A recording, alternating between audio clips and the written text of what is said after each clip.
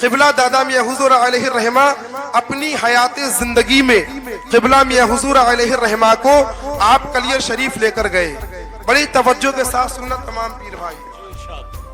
جب قبلہ دادا میاں حضور اپنے ساتھ میاں حضور علیہ الرحمہ کو کلیر شریف لے کر گئے, آپ نے وہاں جا کر آستانِ صابر پاک میں حاضری کرائی.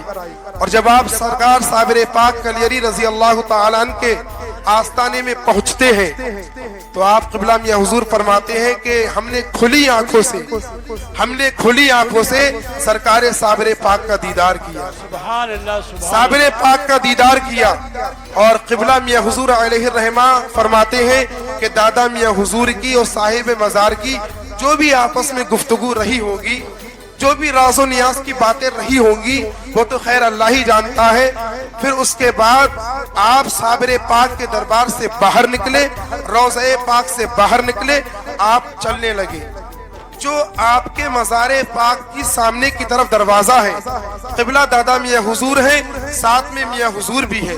جب آپ وہاں سے گزر رہے تھے تو قریب میں ایک فقیر بیٹھا تھا, دروازے پر ایک ملنگ بیٹھا تھا, ایک فقیر بیٹھا تھا جس کے بال بھی الجھے ہوئے تھے.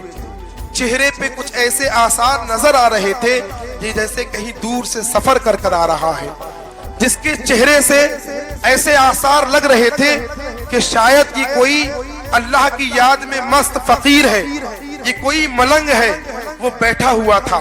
جیسے ہی قبلہ دادا میاں حضور علیہ الرحمہ پاس سے گزرے تو اس نے دیکھا آنکھیں پھیلا کر, اور قبلہ دادا میاں حضور آگے بڑھے. اس نے کہا اے ملنگ. دادا میاں حضور نے پلٹ کر دیکھا. جب دادا میاں حضور علیہ الرحمہ نے پلٹ کر دیکھا تو یہ مزار پاک کی طرف اشارہ کر کے کہنے لگا تمہیں وہ بلا رہے ہیں. دادا میاں سے فرمایا تمہیں بلا رہے ہیں. دادا میاں حضور نے جیسے ہی سنا آپ نے مزار پاک کا رخ کیا. ساتھ میں قبلہ میاں حضور علیہ الرحمہ بھی تھے, آپ بھی ساتھ چل دیے.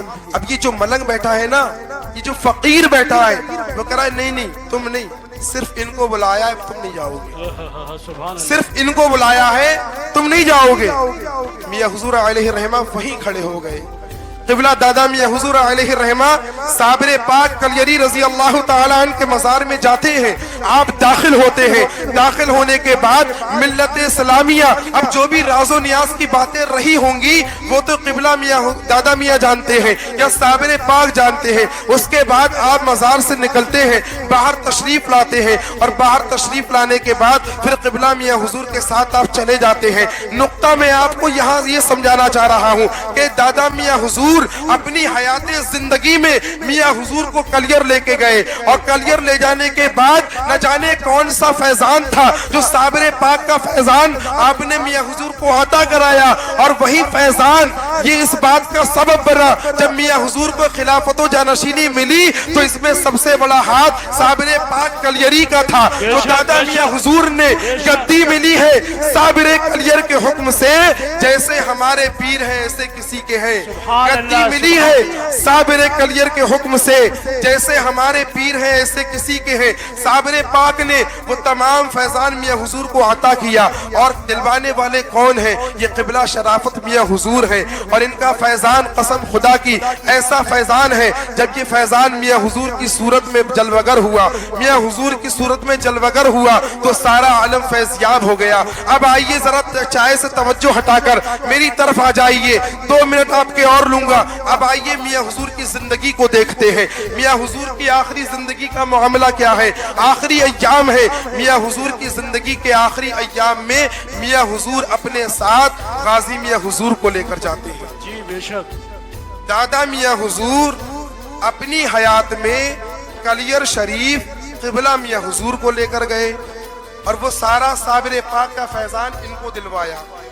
اب غور کیجئے, پوری زندگی میں میاں حضور نے نہ جانے کتنے دورے کیے ہوں گے کلیر شریف کے, لیکن متواتر 3 سال برابر ابھی آخری ایام میں وصال سے 3 سال پہلے لگاتار آپ اپنے ساتھ سرکار غازی میاں حضور کو اور سرکار صادقین میاں حضور کو لے کر گئے. کیوں؟ کیونکہ بزرگوں کا یہ طریقہ رہا ہے نا. اب آپ دیکھیں کہ دادا میاں حضور کو لے کر جا رہے ہیں. اب یہ میاں حضور اپنے ساتھ غازی میاں حضور کو لے کر جا رہے ہیں. بہت اچھا. اب وہ بھی کب؟ کیونکہ وصال کا وقت قریب ہے. آپ سب جانتے ہیں اپنے کشف سے کیا ہونے والا ہے. اب وہ تمام فیضان جو دادا میاں حضور نے صابر پاک سے میاں حضور کو عطا کرایا، جو صابر پاک نے تمام فیضان میاں حضور کو دیا، وہی سارا کا سارا فیضان اب صابر پاک نے ان کو عطا کر دیا. اب سارا فیضان صابر پاک ان کو عطا کر رہے ہیں متواتر 3 سال. اور فیضان بھی ایسا نہیں، ملت اسلامیہ فیضان بھی ایسا. زمانے کو بتا دیا، زمانے کو دکھا دیا صابر پاک نے کہ ہمارے لاڈلے جب کلیر آئیں گے، جب ہمارے منظور نظر آئیں گے تو صرف کلیر میں ہی نہیں، کلیر کی آبادی سے پہلے ان کا استقبال ہوگا، پہلے سے گاڑی موٹر سائیکلوں سے ان کا استقبال ہوگا. اور اس شان سے کلیر میں داخل کیا کہ زمانہ حیرت زدہ ہے. نہ جانے اس سے پہلے کوئی اس شان سے آیا تھا یا نہیں آیا تھا، لیکن میاں حضور جب کلیر تو سرکار غوث پاک کی 11ویں کا جھنڈا اور سرکار غوث اعظم کے جلوس غوثیہ کی قیادت سرکار صابر پاک اپنے منظور نظر سے کرا رہے ہیں، اپنے لاڈلے سے کرا رہے ہیں. اور دنیا کو بتا رہے ہیں، اے دنیا والو دیکھ لو ان سے ہمارا روحانی رشتہ کیا ہے. یہ ہمارے پیارے، یہ ہمارے لاڈلے ہیں. اس شان سے آپ کا جو ہے وہاں پہ استقبال کرایا. اور وہی سارا فیضان جو قبلہ دادا میاں حضور نے میاں حضور کو عطا کیا تھا، وہی سارا فیضان غازی میاں حضور کو عطا کیا. اور اس کی وجہ یہ ہے کہ آپ جانتے ہیں، سارا شہر جانتا ہے، ہم سب جانتے ہیں، قبلہ میاں حضور کے عرس چہلم سے پہلے جو سوئم کی فاتحہ والے دن ہم تمام مریدوں نے نم آنکھوں سے سرکار غازی میاں حضور مد ظلہ النورانی کی دستار بندی کا جو حسین نظارہ دیکھا تو اس میں آپ نے ایک بات ضرور نوٹ کی ہوگی. ادھر صابر پاک سرکار صابر پاک اپنی بارگاہ میں بلا کر ان کو نواز رہے ہیں. اور ادھر جس دن ان کو دولہا بنایا جانا ہے، جس دن سر پہ دستار رکھی جائے گی، جس دن میاں حضور کی خلافت و جانشینی یعنی کھلے طور پر ان کو مسرد نشین کرنا ہے، تو آپ اپنے خانوادوں کو اپنے درگاہ سے، اپنے آستانے سے ذمہ داروں کو بھیج رہے ہیں. وہ اپنی تبرکات لے کر، وہ اپنی چادریں لے کر جاؤ اور ہمارے پیارے کے سر پر دستار باندھو. دنیا نے دیکھا سب سے پہلے غازی میاں حضور کے سر پہ جو دستار بدی وہ صابر پاک کے آستانے سے آئی تھی. اس دن کلیر شریف کے کچھ لوگ آئے تھے اور انہوں نے آ کر آپ کی دستار بندی کی.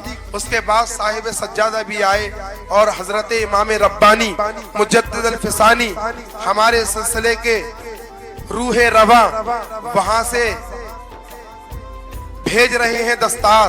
سید صادق میاں کو لے کر بھیج رہے ہیں، جاؤ ہمارے پیارے کو ہماری طرف سے یہ تحفہ پیش کر دو تاکہ دنیا سمجھ جائے کل بھی یہ ہمارے جانشین تھے، آج بھی یہ ہمارے جانشین ہیں.